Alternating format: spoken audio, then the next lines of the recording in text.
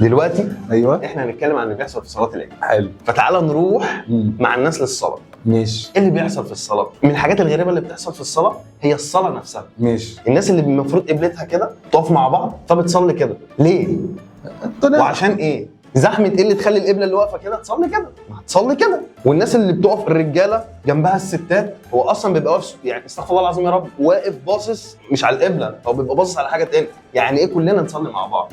انتوا بتعبدوا، انتوا بوذيين. استغفر الله العظيم. يا اسطى بمناسبه البوذيين، انت عارف البوذيين بيصلوا ازاي؟ بيصلوا ازاي؟ كده.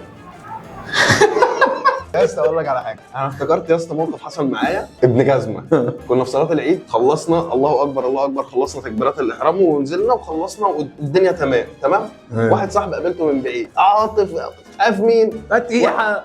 واحد جنب ابن حلال قام خابط لي يا اسطى النضاره لقيت يعني بدات اشوفها، بدات الرؤيه بتاعتها تطير لحد ما نزلت في النص. شفت يا اسطى فؤاد المهندس لما نزل وسط الرجول بتاعت الناس، انا واقف عمال ادور يا اسطى، نازل على ركبي وايدي وقاعد بدور على النضاره، والناس بتعدي من فوق، يعني مش تشوف الكلب اللي تحت ده قاعد بيعمل ايه.